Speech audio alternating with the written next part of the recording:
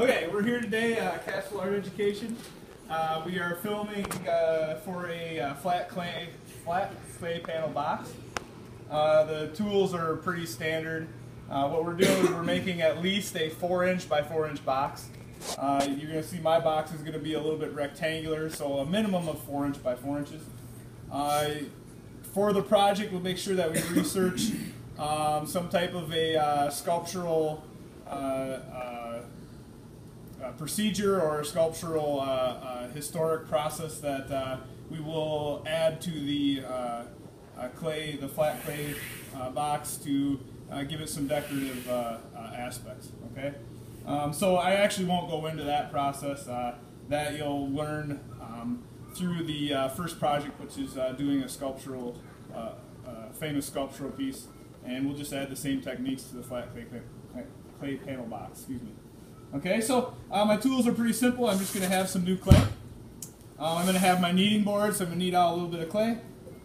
I'm going to have a just like a I don't know, in this case it's a little wooden tool with like a round end and then a flat end, and this is just going to be for my scoring process.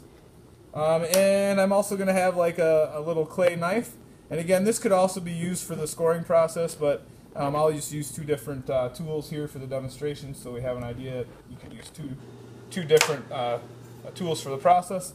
I'm going to have a ruler because remember I said it's going to be a minimum of 4" by 4". So I have inches on here, so I'll be able to make sure that the box isn't too small. I'll have a board in order to do my work on, and this is so I can carry my work from the table over to the drying rack. And then I'm just going to have myself a roll pin so I can roll out the clay. All these tools are located in the same drawer from the first video, so it shouldn't be too hard to find this stuff. Alright, so I'm just going to get in here and I'm going to get myself a clump of clay, and you know, if I have a clump that fills 2 hands approximately, that's going to be enough clay to get started. In the long run I may need a little bit more, but you can always grab more clay, so I don't think you have to start off with a large amount in order to get started. Just use a decent amount and go from there.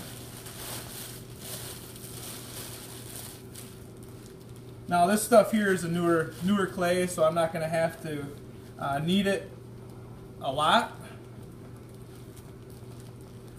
Okay, so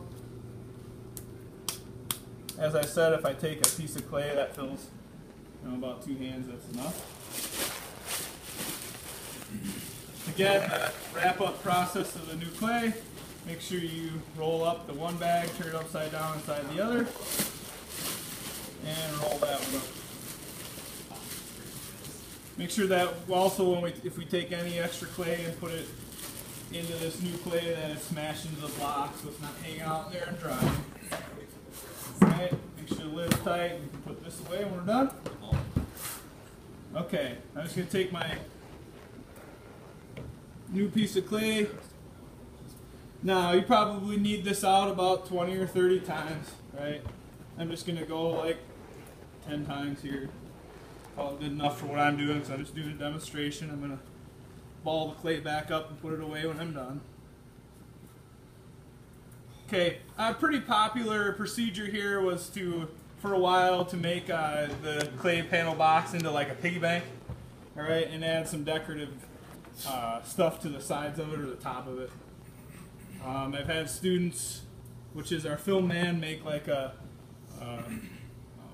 secret compartment box, which is pretty cool. Like I said, there's lots of different things you can do with it, just gotta be creative. All right. Okay, so once I'm done kneading, I can put that away also along with the clay. Alright, I'm going to have my board here. I'm just going to take a piece of my clay.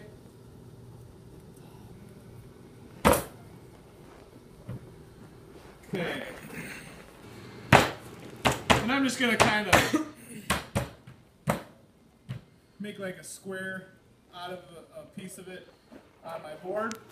And I'm going to take the rolling pin and I'm going to roll this out. Now remember, I said in the past videos that your clay needs to be a 1/2 inch or less in order to be fired, so that it doesn't blow up in the kiln. All right. So I'm going to roll this out to be a 1/2 inch or less. In this case, less because I don't need the box to be real thick. I'm going to go probably approximately 1/4 inch thick. In this case. Okay. Now you see here when I roll it out, it does roll out to be like a round shape. I tried to start fairly square, but you know, it wasn't quite what I wanted. Okay, so round shape is fine. You're going to see why here in a second. And like I said, I want to roll this so it's fairly even in thickness. Alright, we're going to call that pretty good. Alright, I'm going to make this approximately 4 inches, probably by about 6 inches in length, because I'm going to make a rectangular shape. So I'm just going to lay the ruler down on the very end of this. Alright. And I'm going to start where it's set, where it'll go from edge to edge with 4 inches. Okay, and I'm just going to take and then I'm going to cut this as straight as I can. Mark this off here. Go to the other end.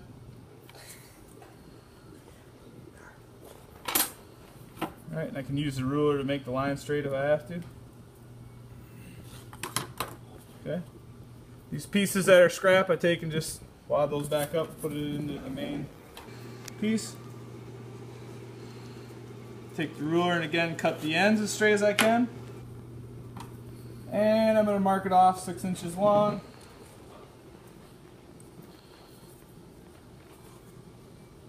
Okay, this one's actually going to be slightly smaller than 6 inches. We're going to actually go, looks like 5 inches. Because my clay rounded off on the one edge, so I got to go a little bit shorter. So to make it 6 inches, I'd start over.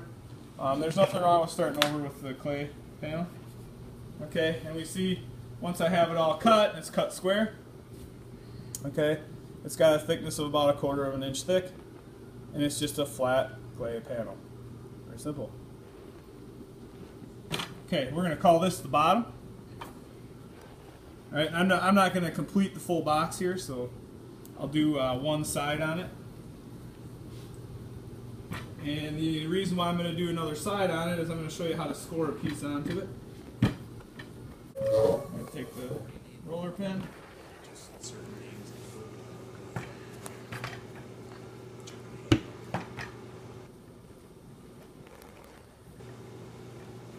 Make sure you're taking a little bit more time than I do while you're rolling these out. Just going fast to save some time for the video here. Okay, again, I'm going to make this 4 inches.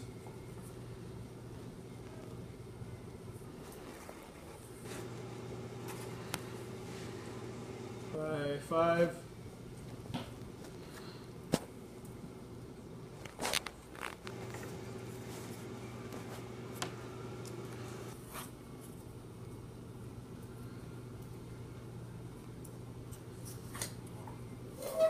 And make sure again you're spending a little more time than I am. I'm just going through it fast.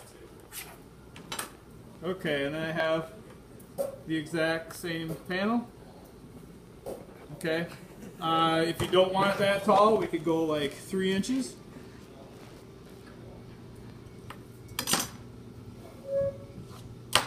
Okay. Alright, now what I want to do is I want to attach this panel to the bottom. Make it stand up. Okay. Now keep in mind when you attach the panel here, it's going to hold this panel up straight. You attach the panel here, it's going to hold that. So each panel will hold each other up straight. So that's why you probably want to cut all of them at once and then attach them. And I'm just going to do one for the demonstration. So what I want to do is I want to take and score both pieces. Okay, so I can take this wood tool or the knife, either way. Okay, and I want to score. Just leave little score marks. Okay, where the opposing panel is going to attach. And again, I'm going to attach it to the top of the bottom panel. Okay, so some score marks. And then I want to score the bottom part of the panel that's going to attach. And what this does is just give some grip so that they kind of mesh together. Okay. And I can do this in a couple of ways. Okay, on the back side I can just push the panel, upper panel and the bottom panel pieces together, just to mesh them together. Okay, with my finger, or I could use the knife, do the same thing. Okay, whichever way works best. Alright, on the inside, it's a little bit hard to get, you know, the extra clay and push it together. So what I could do is take some of my extra clay here. Okay, I could do some coils, so roll out some coils, and I can lay in the seam. Okay, and then I can take my knife or my smear tool here, and I can push this together, both top and bottom, and it leaves a little bit of material in there to mesh the two together. And I'd probably work at making sure it was hidden a little bit better, you know, smear it in nice. Alright, make it work. Okay, again, building all the sides, putting it together, probably building a lid. Some cases we put handles on the lid so you can pick them off. If it's like a piggy bank, you just make a fixed lid and you cut a slot in it. So again, there's lots of different options. Okay. Now on these surfaces here is where we're going to take and use extra clay to add a sculpture piece to the side. Okay. Or we're also going to take and eliminate or subtract some of the stuff here. We can, the sculpture that we decide to put on the side, take and you can score it out with a knife, the drawing of it, and then start digging and putting stuff